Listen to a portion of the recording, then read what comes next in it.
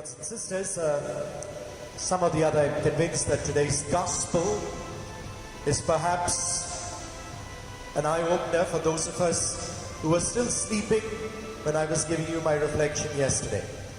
Because the key word continues to be watchfulness, stay awake. So just in case you slept during my reflection yesterday, I hope you will stay awake at least today. We all are concerned about planning, and we plan well. For example, if we're taking a long drive somewhere, and a really long drive somewhere, we know that between the place we leave and our destination, there's no petrol pump on the way. We'll make sure that our gas tank is full. Or perhaps we know we're going on again another long journey somewhere. There may not be a restaurant somewhere along the way. Perhaps we'll pack some snacks or some food and take with us. We plan well. We're also planning for our future. We open bank accounts, we have fixed deposits, recurring deposits, investments, because we want to have a stable future. So all our life, my dear brothers and sisters, we are planning. And maybe we're well prepared for a journey that lies ahead. Whatever it is, whatever that journey may be. And it's good to plan. Now how I wish we can do the same kind of planning when it comes to our own lives. Ready to meet our Maker and Creator. How much of planning do we really do? How prepared are we? How watchful are we? Do we really stay awake? Because it's almost a repetition of yesterday's gospel. We do not know the day and the hour when the Master will make a demand on our soul. Therefore, all the more reason for us to be prepared at all times. 10 of these bridesmaids, all coming to welcome the bridegroom when he comes to the banquet hall. And now we know that perhaps from our own experiences at some weddings, we go there because we are invited at 7:30, and the bride and the bridegroom makes an appearance only at 8:30. We got to wait. So we have to wait.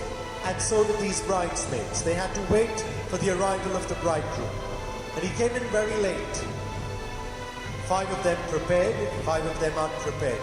Prepared because they had extra oil, knowing that just in case there is a delay, at least our lamps will still be burning. And naturally, the wise ones will not give at the last minute the extra that they have. But then go and fetch for yourselves. And perhaps this will be our own case if we are not prepared. When the time comes for a demand to be made on our soul, we may be caught unawares, and we may not have sufficient oil for our lamps to be burning when Jesus the bridegroom comes.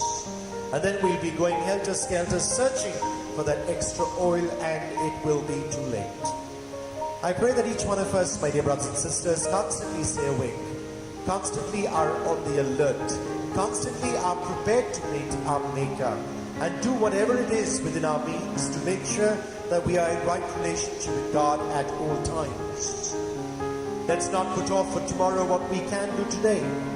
If in all humility we have to come to the Lord and tell Him how sorry we are for all the sins we have committed, let's not delay our sacrament of reconciliation.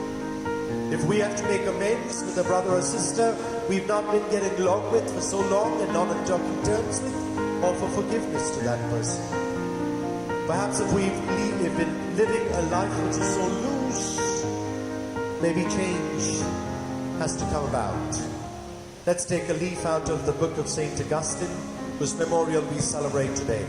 Someone who had such a bad life when he was a youth. And yesterday's feast that we celebrated of Monica, his mother, how she fervently kept praying that God may bring about conversion in his life. And so it happened. Her prayers were answered. He went on to become bishop and doctor of the church.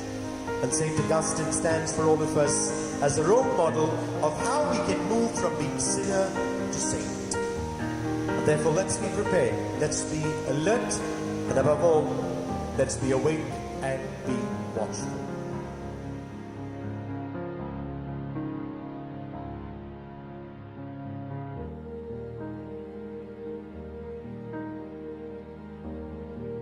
God bless and do have a Jesus-filled day.